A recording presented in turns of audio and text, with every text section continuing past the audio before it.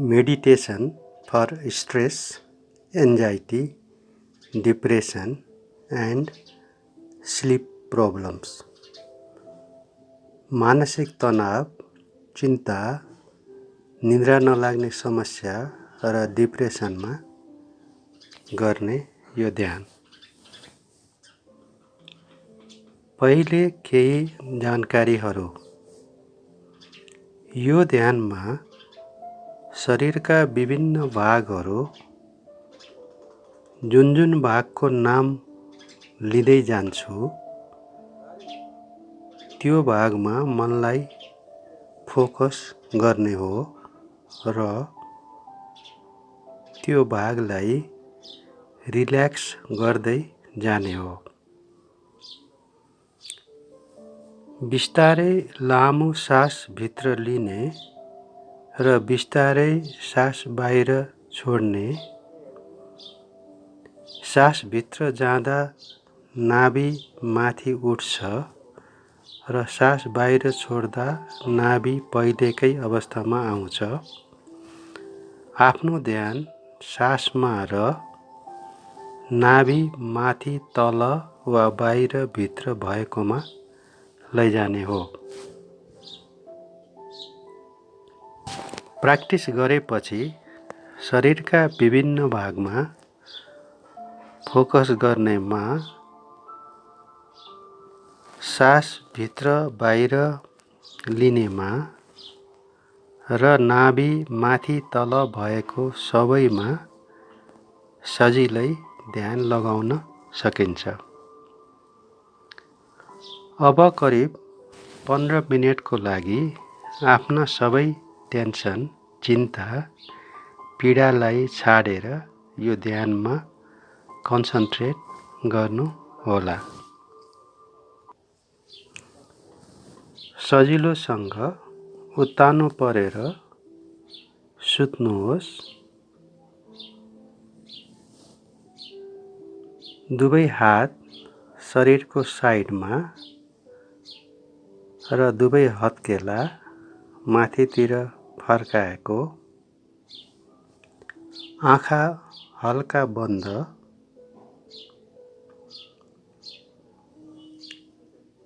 पुरा शरीरलाई रिल्याक्स गर्ने, कुनै भाग पनि टाइट नगर्ने। शिरदेखि पाउसम्म पुरै शरीरलाई एकदम हल्का छाड्ने, रिल्याक्स गर्ने। बिस्तारै लामो सास भित्र लिने र बिस्तारै सास बाहिर छोड्ने। सास लिँदा नाभि माथि गएको र सास छोड्दा तल आएकोमा ध्यान दिने। गहिरो सास भित्र लिनुहोस् र बिस्तारै सास बाहिर फेर्नुहोस्। सास भित्र जाँदा पेटको भागसहित नाभि माथि उठ्छ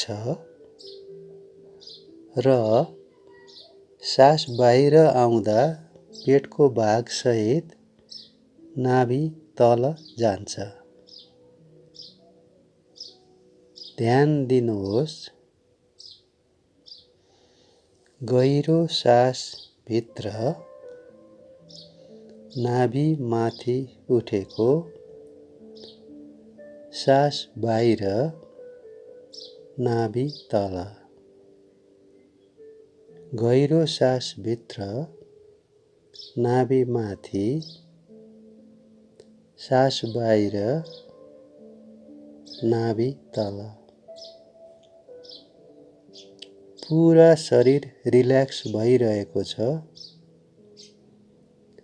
सास भित्र, सास बाहिर, नाभि माथि, नाभि तल। आफ्नो शरीर हल्का भएको छ। मन पनि हल्का भएको छ। कुनै तनाव छैन, कुनै डर छैन, कुनै चिन्ता छैन। अब दाहिने खुट्टाको बुढी औँलामा ध्यान केन्द्रित गरौँ। बुढी औँला पुरै रिल्याक्स भएको छ। अब दाहिने खुट्टाकै चरी औँला, माझी औँला, साइली औँला र कान्छी औँलालाई एक एक गर्दै रिल्याक्स गरौँ।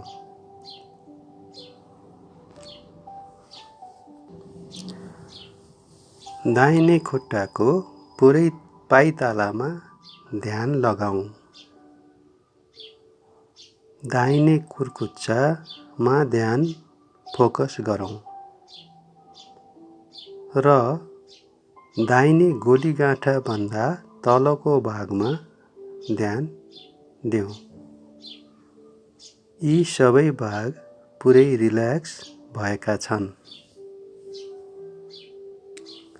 दाहिने गोलीगाँठामा ध्यान लगाऊ। दाहिने पिँडौलामा, दाहिने घुँडामा र दाहिने साप्रामा ध्यान केन्द्रित गरौँ। अहिले दाहिने खुट्टा पुरै रिल्याक्स भएको छ।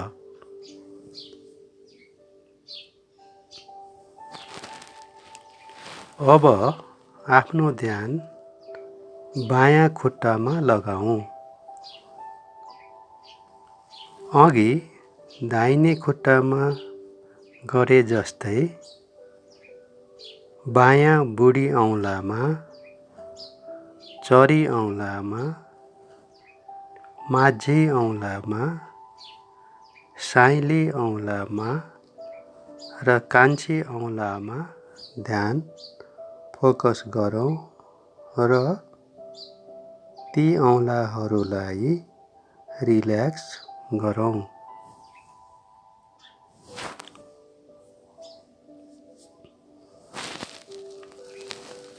बायाँ पैतालामा पुरै, बायाँ कुर्कुच्चामा, बायाँ गोलीगाँठामा, बायाँ पिँडौलामा, बायाँ घुँडामा, बायाँ साप्रोमा आफ्नो ध्यान लगाऊ। बायाँ खुट्टा पनि अहिले पुरै रिल्याक्स भएको छ।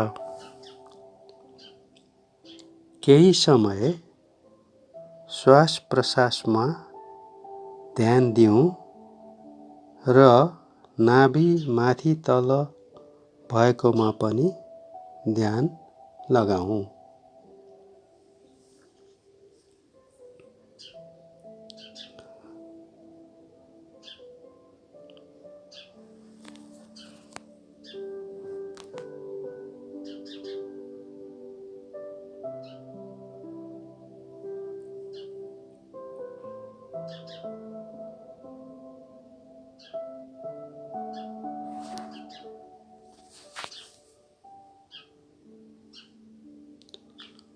अब आफ्नो पेल्भिसमा र यौनाङ्गमा ध्यान फोकस गरौँ। तल्लो पेट रिल्याक्स गरौँ र नाभिभन्दा माथि पेटको भाग पनि रिल्याक्स गरौँ।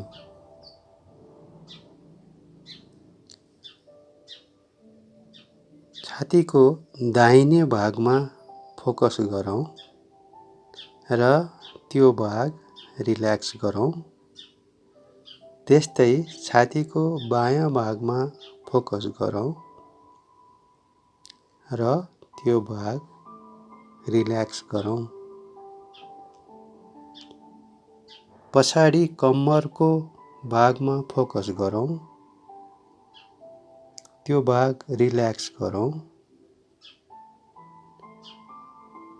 पिठ्युको तल्लो भागमा फोकस गरौँ। त्यो भाग रिल्याक्स गरौँ र पिठ्युकै माथिको भागमा फोकस गरौँ र त्यो भाग पनि रिल्याक्स गरौँ। अब दुवै कुममा फोकस गरौँ। दुवै कुमलाई रिल्याक्स गरौँ।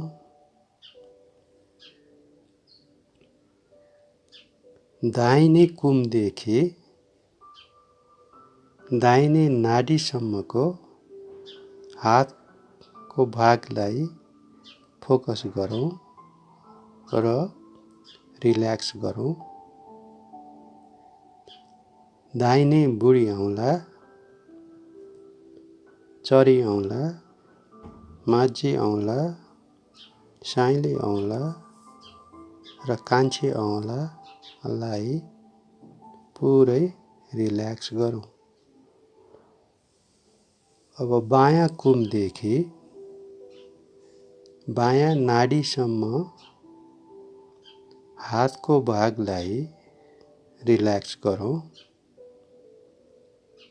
बायाँ बुढी औँला, बायाँ चरी औँला, माझी औँला, साइँली औँला र कान्छी औँलामा फोकस गरौँ र तिनलाई रिल्याक्स गरौँ।